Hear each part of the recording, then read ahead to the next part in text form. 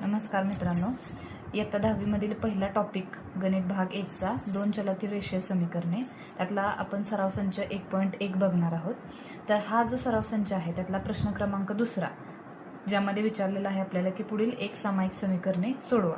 पण ही समीकरणे आपण निरसन पद्धत या पद्धतीने आपण सोडवणार आहोत. तर आता त्यातला पहिला प्रश्न आहे 3a अधिक 5b बरोबर 26 आणि दुसरं समीकरण दिलंय a अधिक 5b बरोबर 22. आता या दिलेल्या समीकरणांना आपण नंबरिंग करूया. 3a अधिक 5b बरोबर 26 याला समीकरण 1 म्हणूया. त्याच्यानंतर a अधिक 5b बरोबर 22 याला समीकरण 2 म्हणूया.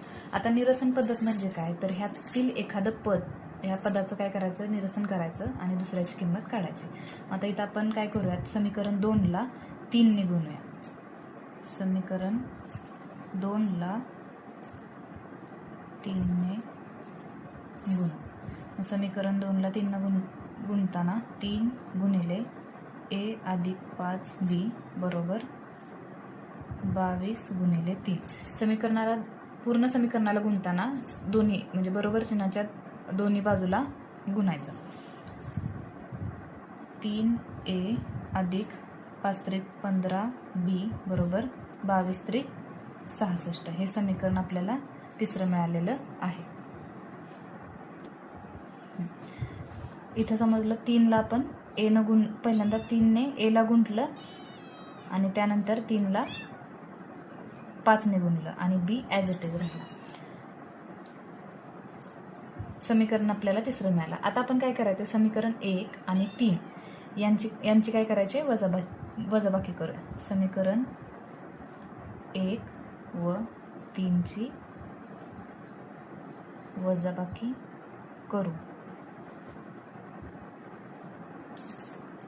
3a अधिक 5b बरोबर 26 वजा 3a अधिक 15b बरोबर 66.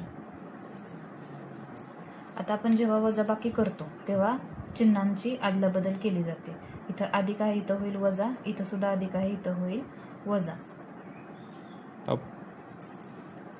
इथं आपण वजाबाकीच का केली या दोन समीकरणाची, तर आपण कोणती पद्धत वापरतोय, निरसन पद्धत. जर आपण वजाबाकी केली तरच 3a आणि 3a ह्यांचं निरसन होईल, म्हणजे a चं निरसन होईल आणि b ची किंमत आपल्याला मिळेल, म्हणून आपण इथं काय केली, वजाबाकी केली. आपण परत एकदा रिकॉल करूया. आपण इथं काय केलं, पहिलं समीकरण काय आपलं, 3a अधिक 5b बरोबर 26 हे पहिलं समीकरण. दुसरं समीकरण आहे आपलं a अधिक 5b बरोबर 22 हे दुसरं समीकरण.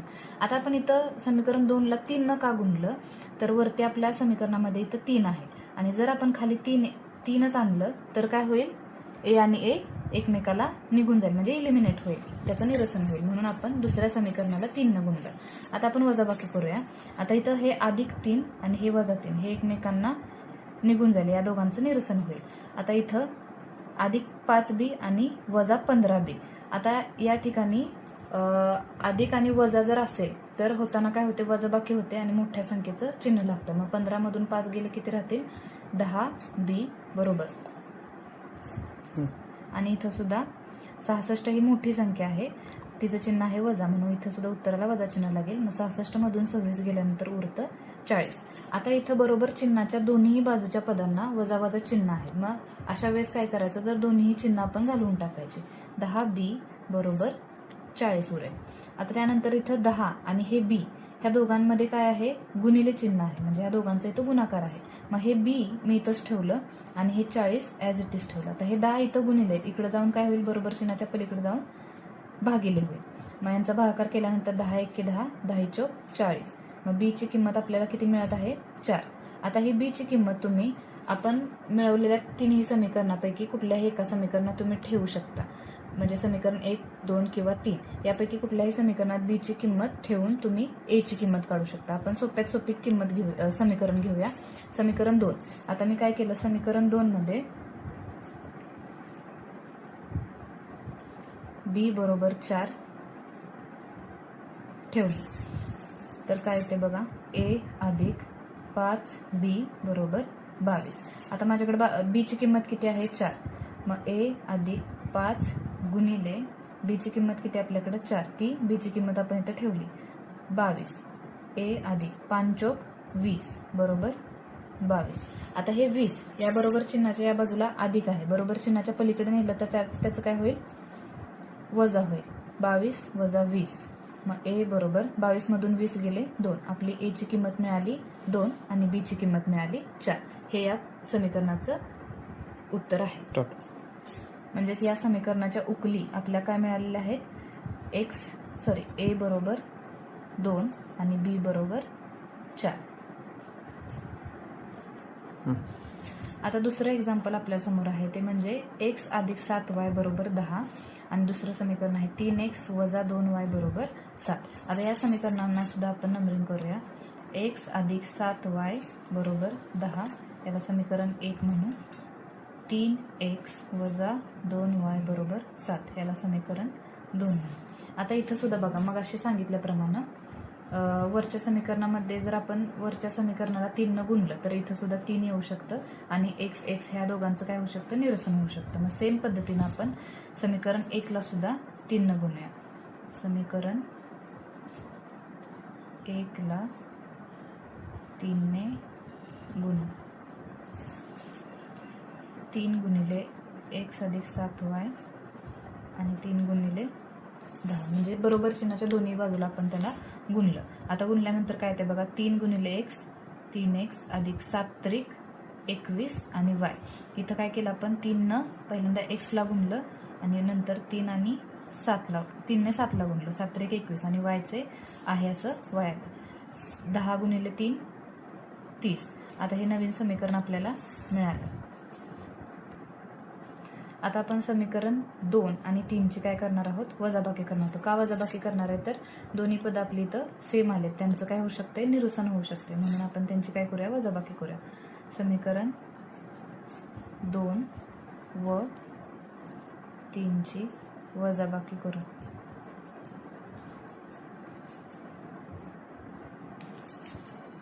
तीन एक्स वजा 2y बरोबर 7 वजा 3x अधिक 21y बरोबर 30. इथं सुद्धा मग अशासारखं आपण काय करायचं, चिन्ह बदलायचे. अधिकचं इथं काय होईल, वजा होईल, इथं सुद्धा अधिकचं वजा होईल. आता ह्या दोघांचं अपोजिट चिन्ह आहेत, हे अधिक आहे हे वजा आहे, हे एकमेकांना निघून जाईल. त्याच्यानंतर इथं सुद्धा बघा, आता हे पहिलं पद आहे ते वजा आहे, हे पण वजा आहे. वजा वजा होताना काय होते, बेरीज होते आणि चिन्ह वजाच राहतं. मग 21 अधिक 2 किती झाले, 23y बरोबर. इथं आता 7 अधिक आहे आणि 30 वजा आहे, मग 30 दोन अपोजिट चिन्ह आहेत, मग 30 मधून 7 गेले, इथं किती राहिले, 23 राहिले.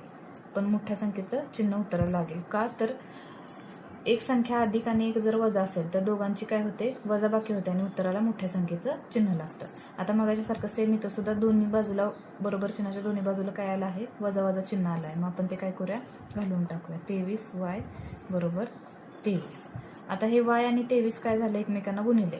मग y मी इथंच ठेवला 23 आणि हे जे 23 आहे ते मी या बाजूला आणलं, ते झाले भागिले. मग 23 ला 23 गेले, y बरोबर y ची किंमत किती आली, 1 आली. आता मी मगाशी सांगितल्याप्रमाणे समीकरण 1, 2 किंवा 3 ह्यापैकी कोणत्याही एका समीकरणात आपण y ची किंमत ठेवून x ची किंमत काढू शकतो. सोप्यात सोपं जे कॅल्क्युलेशन आपल्याला इझी पडेल त्यात किंमत ठेवायची आणि सोडवायचं. मग समीकरण 1 आपण काय करूया, निवडूया. समीकरण 1 मध्ये y बरोबर 1 ही किंमत ठेवू.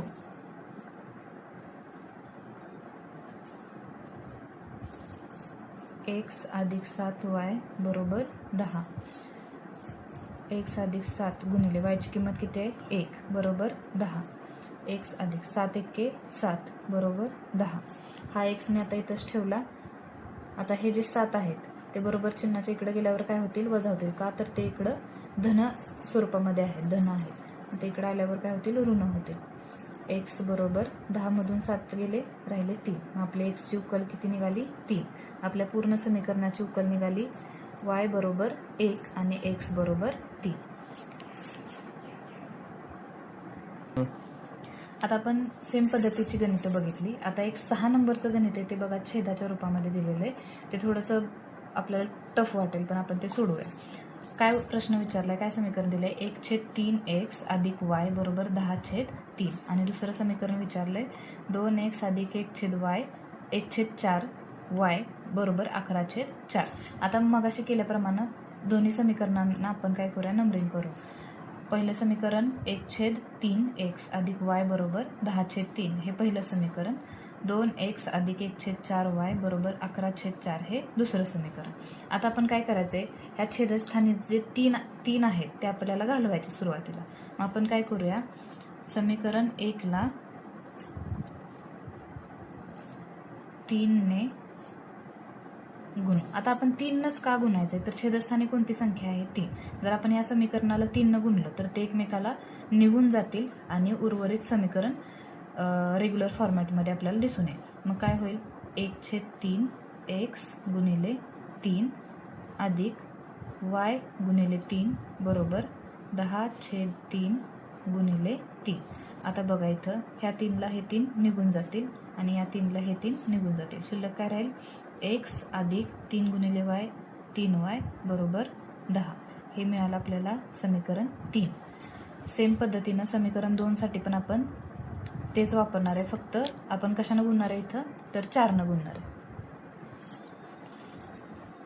2x गुणिले 4 अधिक 1/4y गुणिले 4 बरोबर 11/4 गुणिले 4. आता इथं सुद्धा सेम तसंच होईल, या 4ला हे 4 निघून जातील, ह्या 4ला हे 4 निघून जातील. आता काय होईल, 4 गुणिले 2 8x अधिक y बरोबर 11. हे मिळालं आपल्याला चौथं समीकरण. आता आपल्याला 2 समीकरणं मिळालेली आहेत, पण आता इथं बघा, दोन्हीपैकी एक पदाचं जर आपल्याला निरसन करायचं असेल तर आपण काय करू शकतो, खालच्या समीकरणाला तुम्ही इथं yच्या सोबत सहगुणक 3 आणण्यासाठी खालच्या समीकरणाला 3 न गुणू शकता, किंवा इथं एक्सचा सहगुणक 8 आणण्यासाठी तुम्ही 8 न गुणू शकता. आपण समीकरण 3ला 8 ने गुणूया. समीकरण 3ला 8 ने गुणू. मग काय येईल, 8 गुणिले x अधिक 3y बरोबर 10 गुणिले 8. 8 गुणिले x 8x अधिक 8 24y बरोबर 8×80. हे समीकरण 5 मिळते. आता बघा, समीकरण 4 आणि 5 इथं आपल्याला 8x आणि 8x ही दोन पदं जर निरसन करायचं म्हटलं तर ते आपण करू शकतो. मग आता या 2 समीकरणांची आपण काय करूया, वजाबाकी करूया. समीकरण 4 व 5ची वजाबाकी करू.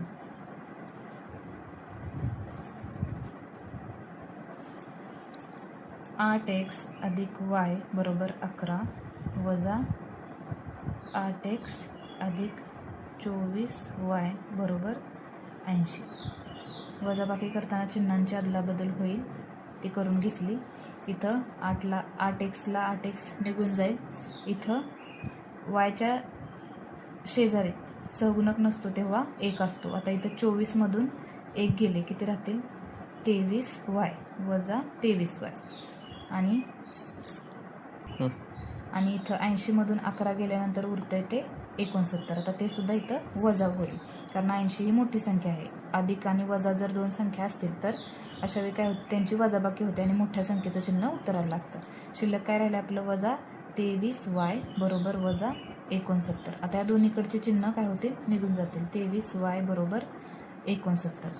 आता हे 23 इथं गुणिले त्या बाजूला जाऊन काय होतील, ते भागिले. मग 69 भागिले 23. 23 एके 23, 23 त्रिक 69. मग y बरोबर 3 ही किंमत आपल्याला मिळाली. आता ही किंमत आपण समीकरण 1, 2, 3, 4, 5 यापैकी कोणत्याही समीकरणात ठेवून आपण एक्सची किंमत काढू शकतो. आपण सोडवायला सोपं इक्वेशन घेऊया. समीकरण 3 मध्ये ही किंमत आपण ठेवू. समीकरण 3 मध्ये y बरोबर 3 ठेवू. काय समीकरण 3, x अधिक 3y बरोबर 10. x अधिक 3 गुणिले 3 बरोबर 10. x अधिक 3 त्रिक 9 बरोबर 10. एक्स बरोबर 10, हे अधिक 9 या बाजूला गेल्यानंतर काय होईल वजा एक्स बरोबर 10तनं 9 गेले 1. एक्सची किंमत मिळाली एक्स आणि वायची किंमत मिळाली 3. आता या सराव संचातलं जे शेवटचं गणित आहे ते आपण बघणार आहे. काय समीकरण विचारले आपल्याला 49x वजा 57y बरोबर 172 आणि दुसरं समीकरण आहे 57x वजा 49y बरोबर 252. आता आपण ह्याला सुद्धा नंबरिंग करून घेऊया. 49x वजा 57y बरोबर 172 हे झालं आपलं पहिलं समीकरण. 57x वजा 49y बरोबर 252 हे झालं आपलं दुसरं समीकरण. आता जर तुम्ही नीट बघितलं तर तुम्हाला हे लक्षात येईल की इथं फक्त चलांचा जो सहगुणक आहे त्यांच्या अदलाबदल इथं दिसून येईल आपल्याला. आता इथं 49x आहे तर इथं 49y आहे, इथं 57y आहे तर इथं 57x आहे. आपण काय करूया दोन्ही पद्धतीनं म्हणजे याची सुरुवातीला बेरीज करूया आणि त्यानंतर वजाबाकी करून ही नवीन समीकरण मिळवू आणि त्यांची मग निरसन पद्धतीनं उकल मिळवूया. आता पहिल्यांदा आपण यांची काय करू बेरीज करू. समीकरण 1 व 2 ची बेरीज करू.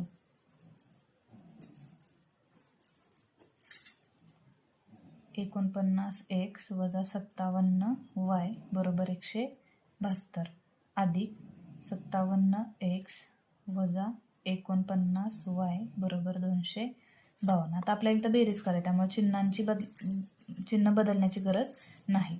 57 आणि 49 मिळून होतात 106x वजा वजा वजाच राहील. इथं काय होईल 106y बरोबर ह्यांची बेरीज होईल 424. आपल्याला इथं नवीन समीकरण मिळाले.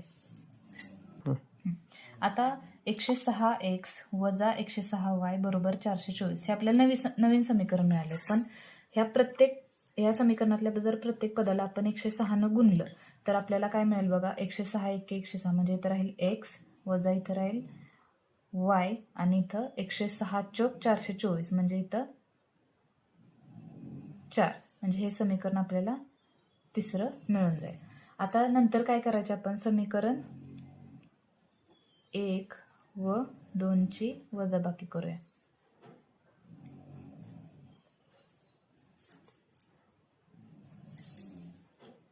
(49x वजा 57y बरोबर 172 वजा 57x वजा 49y बरोबर 252. आता इथं मात्र आपल्याला काय करायला लागणार चिन्हांची बदलाबदल करायला लागणार आहे. वजाचं होईल अधिक, इथं अधिकचं होईल वजा. आता इथं आपण काय केलं चिन्हांची बदलाबदल करून घेतलेली आहे. वजाबाकी करूयात. आता 57 मधनं 49 गेले राहिले 8, पण इथं मोठ्या संख्येचं चिन्ह आपण उत्तराला देणार आहोत वजा 8x.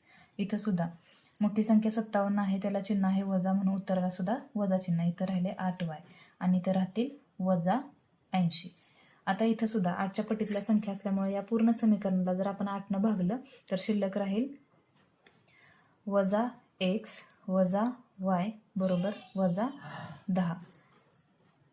प्रत्येक पदाला 8नं इथं आपण काय केलेलं आहे भागलेलं आहे.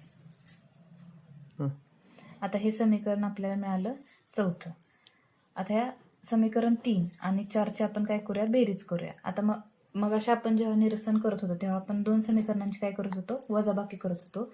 पण ती दोन्ही समीकरणाचं जे पहिलं पद होतं ते धन स्वरूपात होतं. पण इथं काय झालंय चौथं समीकरण आपल्याला ऋण स्वरूपात आहे. त्याच्यामुळे आपण ह्या दोघांची काय करणार आहोत बेरीज करणार आहोत. समीकरण 3 व 4 ची समीकरण 3 व 4 ची बेरीज करू.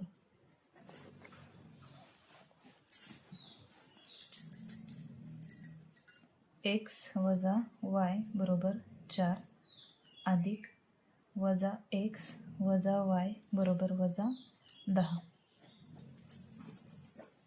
आता हे अधिक हे वजा ह्या दोघांचं निरसन होईल. इथं वजा वजा होताना बेरीज आणि चिन्ह वजा म्हणजे इतर होईल 2y बरोबर इथं मोठ्या संख्येतनं 4 मायनस होईल, म्हणजे 10तून 4 गेले 6 राहतील आणि मोठ्या संख्येचं चिन्ह लागेल. दोन्ही बाजूला वजावाचं चिन्ह आहे ते सुद्धा निघून जाईल. 2y बरोबर राहतील 6. y बरोबर 6. हे 2 गुणिले या बाजूला आल्यावर होतील भागिले. बेके बे बेतरिक 6. y बरोबर 3. yची उकल आपल्याला 3 मिळाली. आता y बरोबर 3 ही किंमत समीकरण 3 मध्ये आपण ठेवूया. y बरोबर 3 ही किंमत समीकरण 3 मध्ये ठेवू. x वजा y बरोबर 4. x वजा 3 बरोबर 4. x बरोबर, आता हे वजा 3 इकडं आल्यावर काय होईल, अधिक 3. मग x बरोबर 4 अधिक 3 7. आता या समीकरणाच्या y बरोबर 3 आणि x बरोबर 7 या दोन उकली आपल्याला मिळाल्या. अशा पद्धतीनं आपण निरसन पद्धतीनं समीकरणं सोडवणं आपण शिकलेलो आहोत. पुढच्या व्हिडिओमध्ये आपण 2 चलातील रेषीय समीकरणांचा आलेख शिकूया. आणि तुम्हाला जर यामध्ये काही अडचण वाटली तर मला कमेंटमध्ये नक्की कळवा. थँक्यू.